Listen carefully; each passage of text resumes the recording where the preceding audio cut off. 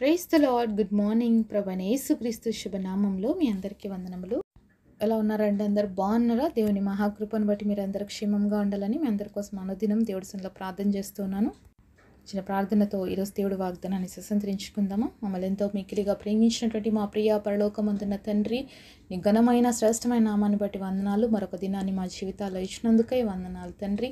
దినమంతటి కొరకు మాకు సిద్ధపాటును దయచేయండి. మీ విలువైన మాటల చేత మమ్మల్ని దర్శించమని యేసు నామంలో ప్రార్థిస్తున్నాము తండ్రి. ఆమేన్. ఈరోజు దేవుని వాగ్దానము యెషయా గ్రంథం 30వ అధ్యాయము 18వ వచనం. మిమ్మును కరుణింపవలనని ఆయన నిలబడి ఉన్నాడు. Isaiah chapter 30 verse 16, He be exalted that he may have mercy upon you. దేవుడిచ్చినటువంటి అద్భుతమైన వాగ్దానం మనందరి జీవితంలో నెరవేర్చబడును కాక. ఆమేన్. ఎంతమంది బాధపడుతున్నారండి ఉదయకాల సమయంలో? ఎంతమంది వేదనతో ఉన్నారు? ఎంతమంది కృంగిపోయిన స్థితిలో ఉన్నారు? దేవుడు నా విషయంలో ఏ కార్యం చేయట్లేదు, దేవుడికి నేనంటే ఇష్టం లేదు, దేవుడికి నా పైన కనికరమే రావట్లేదు, నేను ఇంత బాధపడుతున్నా, ఇంత వేదన పడుతున్నా, దేవుడు నా విషయంలో కనికరం చూపించట్లేదు అని ఎవరైనా బాధపడుతున్నారా అండి? ఈరోజు బాధపడుతూ ఈ వాక్యం వింటున్నట్లయితే దేవుడు మీతోనే మాట్లాడుతున్నాడండి. దేవుడు కనికరం కలిగిన వాడు, ఆయన కరుణ చూపించాలనే మన కోసం నిలబడి ఉన్నాడంట. ఎంత గొప్ప దేవుడు కదా. మరి ఎందుకు నిలబడినాడు దేవుడు? కూర్చుంటే మరి లేచి పని చేయడం ఈజీ అంటారా, లేకపోతే నిలబడితే పని వెంటనే జరిగిపోతుంది అంటారా? కూర్చుంటే మళ్ళీ లేయాలి, ఆ పని కోసం అలర్ట్ అవ్వాలి, చేయాలి. బట్ నిలబడిన వ్యక్తి చాలా అలర్ట్గా పని చేస్తారు కదా. సో దేవుడు అలా ఉన్నారండి. ఈరోజు మన విషయంలో తన కార్యం చేయటానికి ఆయన నిలబడి ఉన్నాడు. అంటే God is ready to do everything for us. అంటే దేవుడు ప్రతి విషయంలో కార్యం చేయటానికి సిద్ధంగా ఉన్నాడు. ఆయన నిలబడి ఉన్నాడు మన పనులు చేయటానికి. మరి మనం ఏ విధంగా ఉన్నాము? మనం ప్రార్థించే అనుభవంతో ఉన్నామా? కనీసం మోకాళ్ళ అనుభవం మన జీవితాల్లో ఉందా? దేవుడు కనికరం పొందుకోవడానికి, దేవుడు కృపను పొందుకోవడానికి మన స్థితి ఏ విధంగా ఉంది? తగ్గించుకునే స్వభావం ఉందా? లేకపోతే ఎప్పుడు చూసినా దేవుడు నేను అది చేయలేదు ప్రవ్వా, నువ్వు ఇది చేయలేదు ప్రవ్వా, ఇది ఇవ్వలేదు ప్రవ్వా, అది ఇవ్వలేదు ప్రవ్వా, ఇంకెప్పుడు ఇస్తావయ్యా, ఇలానే ఉన్నామా? ఇలా ఉన్న రోజులంటే మన ప్రార్థన జీవితంలో ఏమాత్రం మార్పు ఉండదు. ఒకటి అంతేకాకుండా అరిగిపోయిన ట్రేబర్ కార్డ్ లాగా ఎప్పుడు ఇదే చెప్పుకుంటూనే ఉంటాము. కాబట్టి ఆత్మీయ స్థితిలో ఉన్నత స్థితి లేదు అనేది మన ప్రార్థనతోనే అర్థమైపోతుంది అనమాట. ఎప్పుడు మనం చేసే ప్రార్థనలు ఏంటంటే నేను, నా కుటుంబం, నా వాళ్ళు, ఇంతవరకే కదండి. ఈరోజు ఏ విధంగా అయిపోయిందంటే ప్రేయర్ అనేది ఎక్స్టెన్షన్ అవ్వట్లేదు అనమాట. ఫ్యామిలీ చుట్టే తిరుగుతుంది, ప్రార్థన ముగిసిపోతుంది.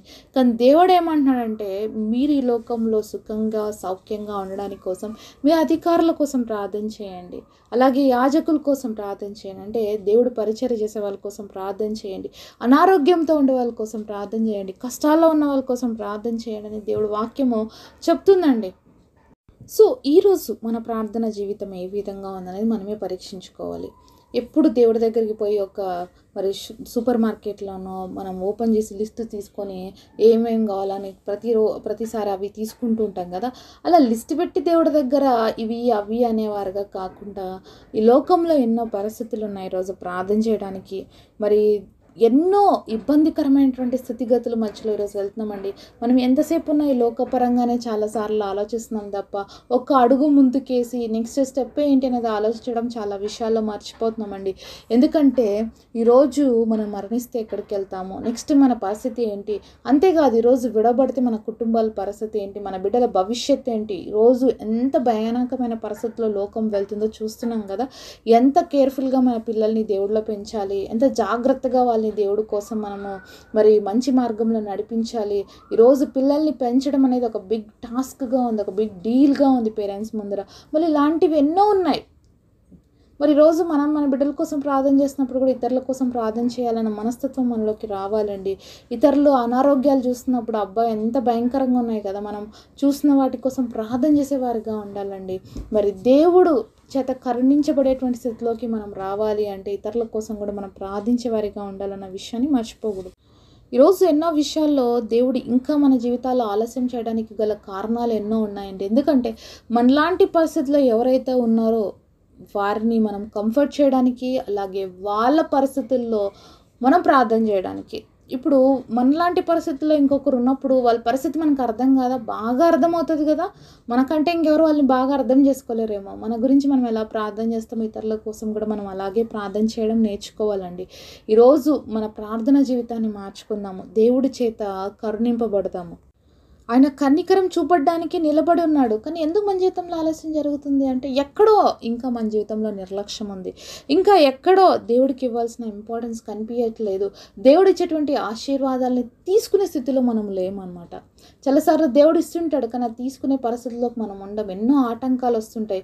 ఎన్నో ఇబ్బందికరమైనటువంటి పరిస్థితులు చూస్తుంటాం. ఎందుకంటే భక్తుడైనటువంటి దానియేలు ప్రార్థన చేస్తున్నాడు. అయితే గాబ్రియేల్ అయితే దేవుడిచ్చిన జవాబును తీసుకొస్తున్నాడు. కానీ మధ్యలో సాతాను చేత చాలా పోరాటం జరిగింది గాబ్రియేల్కి.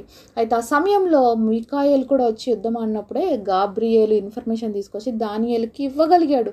సో ఒక వ్యక్తి ప్రార్థన చేస్తున్నప్పుడు దేవుడి దగ్గర నుంచి జవాబు రావడానికి మరి వస్తున్నప్పుడు మార్గంలో కూడా ఎన్నో ఆటంకాలు ఉంటాయి. ఈరోజు నువ్వు ప్రార్థన చేస్తున్నావా, కానీ నీ జవాబు మధ్యలోనే ఆగిపోతుందా? దేవుడి దగ్గర నుంచి నీకు జవాబు రావడానికి సమయం తీసుకుంటుందా, ఆలస్యం అవుతుందా? మరి ఒకవేళ దానియేలు జీవితంలో జరిగింది నీ జీవితంలో కూడా జరుగుతుందేమో. కానీ దానియేలు పట్టు విడకగా ప్రార్థన చేశాడు కాబట్టి గాబ్రియేల్తో పాటు మికాయేల్ కూడా వచ్చి యుద్ధం చేశాడు. గాబ్రియేలు మరి ఇన్ఫర్మేషన్ తీసుకొచ్చి దానియేలుకి ఇచ్చింది. సో ఈరోజు అలాంటి ప్రార్థన అనుభవం అనుకుందా. ఆ రోజు మరి దానియేలుతో దేవుడు అంటున్న మాట, నువ్వు బహుప్రియుడవు అని చెప్పేసి అంటున్నాడు అన్నమాట. ఈరోజు మనం కూడా అలాంటి స్థితిలో ఉన్నామా? బహుప్రియులుగా దేవుడికి ఉంటున్నామా, లేకపోతే అయిష్టంగా దేవుడికి కనబడుతున్నామా? నిజంగా మన ప్రార్థన జీవితం అనేది దేవుడికి అంగీకార యోగ్యంగా ఇష్టంగా ఉండాలండి. మరి ఒక దూతను కాదు, 2 దూతలు పంపించాడు తన యొక్క బిడ్డలకి ఆన్సర్ ఇవ్వడానికి. దేవుడు మనకి సహాయం చేయడానికి ఎప్పుడు నిలబడే ఉంటాడు. కానీ మధ్యలో వస్తున్న ఆటంకాలు చూసారా, అవి చాలా భయంకరంగా ఉంటాయి. వాటిని జయించడం కోసమే మనం ప్రార్థన చేయాలి. వాటిని ఎదిరించడం కోసం మనం ప్రార్థన అనేది చాలా అవసరం. ప్రార్థన దేవుడు మనకిచ్చినటువంటి బలమైన ఆయుధం.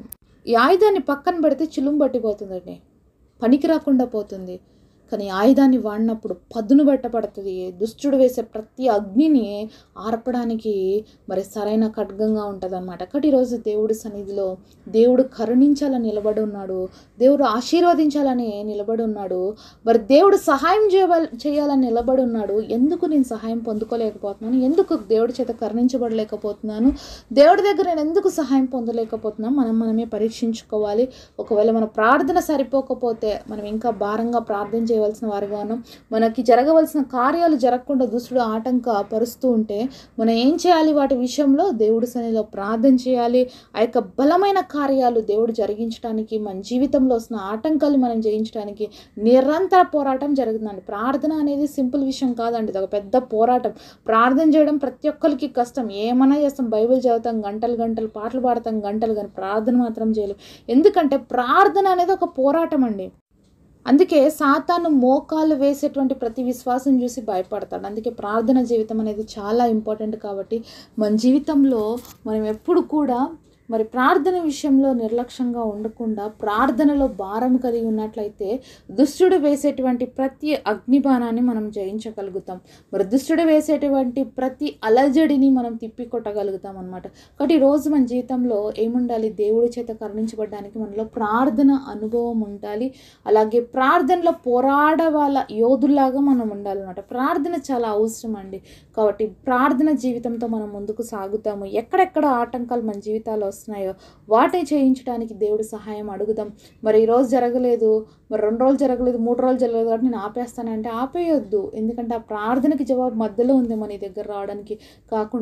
కాబట్టి ఆగకుండా ప్రార్థన చేసినప్పుడు ఆటంకాలన్నీ తొలగిపోయి దేవుడు అద్భుతమైన సహాయాన్ని, దేవుడు అద్భుతమైన జవాబుని, దేవుని అద్భుతమైన కనికరముని మనం పొందుకుంటాం. అట్టి కృప దేవుడు మనందరికీ దయచేయునుగాక.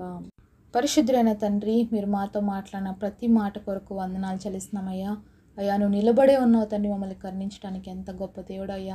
అనేకసార్లు మా నిర్లక్ష్యము, మా ప్రార్థన జీవితం లేకపోవడం వల్లనే సాతాన్ని జయించలేకపోతున్నాం. మీరు ఇచ్చేటువంటి అద్భుతమైన ఆశీర్వాదాలు, మీ కృపను మేము పొందుకోలేకపోతున్నాం అయ్యా. ఈరోజు ఎవరెవరు అలాంటి పరిస్థితులు గుండా వెళ్తున్నామో నువ్వు చూస్తున్నావు. ఆ పరిస్థితులను జయించడానికి మాకు శక్తినిచ్చి ఈ వాగ్దానం అందరి జీవితాల్లో నెరవేర్చమని యేసు నామములో ప్రార్థిస్తున్నాము తండ్రి, ఆమేన్. ఈరోజు బర్త్డే అలాగే వెడ్డింగ్ యానివర్సరీ సెలబ్రేట్ చేసుకుంటున్న మీ అందరికీ కూడా wish you happy birthday and happy anniversary. God bless.